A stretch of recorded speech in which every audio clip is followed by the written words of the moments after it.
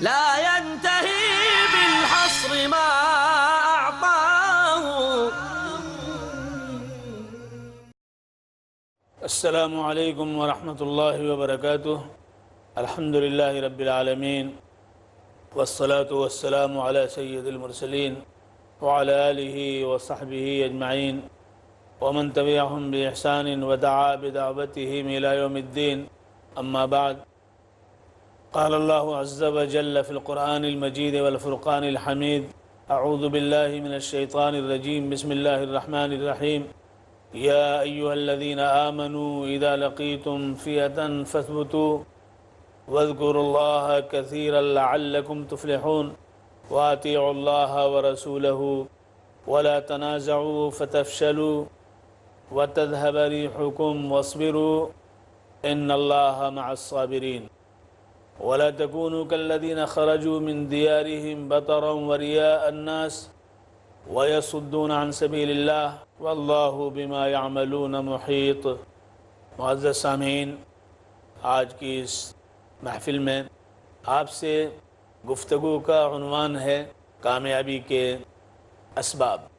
اسی تناظر میں قرآن پاک کی ان آیتوں کا انتخاب کیا گیا ہے کہ کامیابی کے اسباب و محرکات قرآن پاک کی روشنی میں پیش کیے جائیں. حضرات، یہ آیتیں سورہ انفال کی ہیں. سورہ انفال میں اللہ تبارک و تعالیٰ نے غزوہ بدر کے تعلق سے بہت کچھ بیان فرمایا ہے. خود حضور اکرم محمد مصطفیٰ صلی اللہ علیہ وآلہ وسلم کے تعلق سے کفار قریش مکہ مکرمہ میں جو ریشہ دوانیوں میں مصروف اور آپ کو گزن پہنچانے کے لیے طرح طرح کی ترکیبیں کر رہے تھے، ان کی چالوں سے بھی واقف کرایا ہے.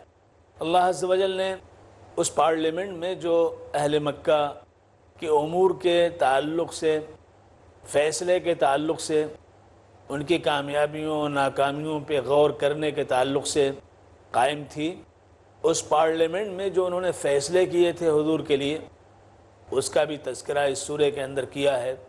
ارشاد ربانی ہے: اعوذ باللہ من الشیطان الرجیم وَإِذْ يَمْكُرُ بِكَ الَّذِينَ كَفَرُوا لِيُثْبِتُوكَ أَوْ يَقْتُلُوكَ أَوْ يُخْرِجُوكَ وَيَمْكُرُونَ وَيَمْكُرُ اللَّهُ وَاللَّهُ خَيْرُ الْمَاكِرِينَ. وہ وقت بھی قابل ذکر ہے جب وہ آپ کے تعلق سے چالیں چل رہے تھے، سازشیں تیار کر رہے تھے. سازشوں کا محور یہ تھا کہ آپ کو وہ قتل کر دیں یا آپ پر اتنا پریشر ڈالیں کہ دعوتی میدان میں آپ جو سرگرم ہیں اس سے آپ پہلو تہی کریں، اور ایک لفظ بھی آپ پھر اس سلسلے میں بولنا، یا پھر آپ کو یہاں سے جلا وطن کر دیا جائے. کئی روز کے مشورے کے بعد انہوں نے یہ طے کیا تھا کہ حضور صلی اللہ علیہ وآلہ وسلم کو اہل مکہ کے نوجوانوں کی ایک جماعت منتخب کی جائے اور وہ ایک بارگی آپ پر وار کر کے، حملہ کر کے آپ کو ختم کر دیں، تاکہ بنو ہاشم دیت کا مطالبہ بھی نہ کر سکیں. یہ ان کی چال تھی. اس کی طرف اشارہ کیا گیا ان آیتوں میں کہ وقت بھی قابل ذکر ہے جب وہ آپ کے تعلق سے منصوبے بنا رہے تھے، چال چل رہے تھے، سازشیں کر رہے تھے، تاکہ وہ آپ پر اتنا دباؤ بنائیں کہ آپ آئندہ اپنے مشن سے پہلو تہی کریں اور آپ کچھ نہ بولیں، خاموش ہو جائیں، یا آپ کو قتل کر دیں، یا آپ کو مکے سے نکال دیں، تاکہ یہاں آپ کی سرگرمیاں موقوف ہو جائیں. وَيَمْكُرُونَ وَيَمْكُرُ اللَّهُ، وہ چالیں چل رہے تھے اور اللہ تبارک و تعالی ان کے منصوبے کو خاک میں ملانے کا فیصلہ فرما رہا تھا. اور اللہ بہتر منصوبہ بنانے والا ہے. ان کی چالوں کو توڑنے کے لیے اللہ بہتر چال، ان سے عمدہ چال کا فیصلہ کر سکتا ہے. لہذا اللہ رب العزت نے حضور اکرم صلی اللہ علیہ وآلہ وسلم کو آگاہ بھی کیا، اور آپ کو اللہ رب العزت نے تحفظ بھی دیا. ان کی تلواریں برہنہ آپ کا انتظار کرتی رہیں اور آپ انہی کے درمیان سے نکل گئے. ان کے سروں پہ خاک ڈالتے ہوئے نکلے، اور بحفاظت اللہ رب العزت نے آپ کو ہجرت کی توفیق عطا فرمائی اور آپ مدینہ منورہ تشریف لے گئے. اس کا بیان اس سورہ کے اندر ہے. اور پھر یہ بھی بتا دیا گیا ہے کہ آپ کے تعلق سے انہوں نے جو منصوبہ بنایا، اور ایک اور بڑا خطرناک ان کا منصوبہ تھا، وہ منصوبہ یہ تھا کہ انہوں نے غلط فہمی پیدا کرنے کے لیے کہ لوگوں میں یہ تأثر جائے کہ محمد جس دین کے داعی ہیں، حامی ہیں، وہ دین قابل عمل نہیں، قابل اخذ نہیں، قابل قبول نہیں۔ اس کے لیے انہوں نے یہ کیا کہ مکہ مکرمہ میں ایک زبردست ریلی کرائی، لوگوں کو جمع کیا، اور وہاں انہوں نے کہا کہ ہم چل کے اللہ سے دعا کریں گے کہ اگر ہم حق پہ نہیں ہیں، محمد حق پہ ہیں، تو اللہ کی طرف سے آسمان سے پتھروں کی بارش ہو اور ہم سب ختم ہو جائیں، اور اگر ہم حق پہ ہیں تو آسمان سے پتھروں کی بارش نہ ہو۔ یہ انہوں نے کیا تاکہ لوگوں کے ذہن کو حضور صلی اللہ علیہ وسلم سے موڑا جائے، اور آپ کی دعوت جو بتدریج لوگوں کو متاثر کر رہی تھی اس سے بچا جا سکے۔ جب ایسا انہوں نے کیا تو وحی نازل ہوئی، اور اللہ رب العزت نے فرمایا کہ اللہ کا عذاب آپ کے رہتے ہوئے ان پہ نہیں آئے گا، اللہ تعالیٰ موقع دیں گے انہیں، اور اس وقت بھی اللہ کا عذاب نہیں آئے گا جب یہ اللہ سے مغفرت کے طالب ہوں گے۔ ما کان اللہ لیعذبہم وانت فیہم وما کان اللہ معذبہم وہم یستغفرون۔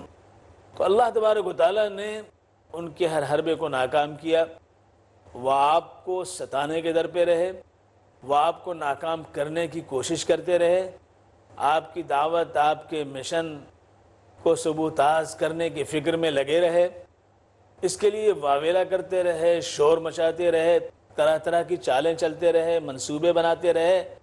یعنی جو باطل کا طریقہ ہے، جو حق کے مقابلے میں ہمیشہ اسی قسم کی ریشہ دوانیوں میں مصروف رہتا ہے، کوششیں جاری رکھتا ہے، وہ ساری کوششیں وہ کرتے رہے، اور اللہ کے رسول صلی اللہ علیہ وسلم ان کا فیس کرتے رہے، مقابلہ کرتے رہے، جمے رہے، نہ ان سے ڈرے، نہ گھبرائے، نہ ان سے کترائے، اللہ پر یقین کرتے ہوئے ان کا جواب بھی دیتے رہے، اپنے کام میں مصروف رہے، ان کی لایعنیوں میں نہیں پھنسے نہ پڑے، نہ ان کے سب و شتم و طعن و تشنی کے جو تیر آ رہے تھے اس کے جواب دینے میں مصروف ہوئے۔ اس لیے کہ اگر آدمی ان چیزوں میں مصروف ہوتا ہے تو اپنی انرجی اس میں ضائع کرتا ہے، وقت اس میں لگاتا ہے، تو اللہ کے رسول صلی اللہ علیہ وسلم متوجہ نہیں ہو۔ داعی یہی ہے، داعی منتقم نہیں ہوتا ہے، داعی انتقام نہیں لیتا ہے، داعی تو اپنے دشمن کے حق میں بھی دعا کرتا ہے۔ داعی کا رجحان یہ ہے، دعوت کا کام کرنے والے ہمیشہ اپنے دشمنوں کے حق میں بھی دعا کرتے ہیں کہ اللہ انہیں بھی ہدایت دے، ان کی بھی رہنمائی فرما دے۔ وہ جانتے نہیں ہیں، اگر جانتے ہوتے کہ کیسا قیمتی جوہر ہم ان کے حوالے کرنے جا رہے ہیں تو ایسا نہ کرتے، لیکن فیس تو کرنا تھا، حضور صلی اللہ علیہ وسلم فیس کرتے تھے۔ اللہ عز و جل نے ان آیتوں کے اندر اسی فیس کرنے کو، مقابلہ کرنے کو، اس کے اسباب کیا ہیں، کس وقت کامیابی ہوتی ہے، اس کا تذکرہ فرمایا ہے کہ فیس تو کرنا ہے، لیکن فیس کرنے کے ساتھ ساتھ جو اور بھی شرائط ہیں کامیابی کے، جس کے ذریعے اللہ کی طرف سے ثبات کا، رسوخ کا، جمنے کا، باوزن ہونے کا، ہیبت کا، روب کا، دبدبے کا، شوکت کا فیصلہ الہی ہوا کرتا ہے، اس کا بھی تذکرہ فرما دیا گیا ہے۔ لہذا ان آیتوں کے اندر فرمایا گیا، یا ایھا الذین آمنوا اذا لقیتم فئۃ فاثبتوا، اے ایمان والو جب تمہاری مدبھیڑ ہو جائے، جب تمہارا سامنا ہو جائے ایسی جماعت سے جو تمہارے تشخصات کو، تمہاری ثقافت کو، تمہاری معلوفات و مرغوبات کو، تمہارے دین و مذہب کو بٹا لگانے، سبوتاز کرنے، آلودہ کرنے اور نقصان پہنچانے کے در پہ ہوں، تو ایسی جماعت جب سامنے آ جائے تو تمہارا فرض بنتا ہے کہ تم ڈٹے رہو، فثبتوا، ڈٹے رہو۔ فقتلوا نہیں کہا گیا ہے کہ ان سے قتال کرو، ان کو مارو، یہ نہیں کہا گیا، فثبتوا، ڈٹے رہو۔ معزز سامعین، ایک چھوٹے سے وقفے کے بعد پھر ہم آپ کے حضور میں حاضر ہوں گے۔ لا ينتهي بالحصر ما أعطاه۔ السلام علیکم ورحمۃ اللہ وبرکاتہ۔ معزز سامعین، گفتگو چل رہی تھی کہ جب مقابل سامنے آ جائے تو ہمارا فرض کیا بنتا ہے؟ ہمارا فرض یہ بنتا ہے کہ ہم گھبرا کر کے اپنی شناخت کو، اپنی پہچان کو، اپنی آئیڈینٹی کو نہ چھوڑیں۔ ہم مسلمان ہیں، کلمہ پڑھتے رہیں گے، ہم مسلمان ہیں، نماز پڑھتے رہیں گے، ہم مسلمان ہیں، سچائی پر قائم رہیں گے، ہم مسلمان ہیں، حضور سے محبت آخری درجے کی رکھیں گے، ہم مسلمان ہیں، برائیوں سے، دجل سے، فریب سے دور رہیں گے، ہم مسلمان ہیں، زنا سے، غیبت سے ہم پرہیز کریں گے۔ یہ اخلاقیات اور معاملات کے جتنے گوشے ہیں ان سب پر ہم مضبوطی سے قائم رہیں گے۔ عقائد و عبادات کی جتنی شکلیں ہیں وہ سب اپناتے رہیں گے، ہم اس کو نہیں چھوڑیں گے، ہم اس پر جمے رہیں گے۔ فَاثْبُتُوا، جب ہم جمے رہیں گے تو ظاہر ہے کہ اللہ کا تذکرہ کریں گے، اللہ کا نام لیں گے۔ وَاذْكُرُوا اللَّهَ كَثِيرًا لَعَلَّكُمْ تُفْلِحُونَ۔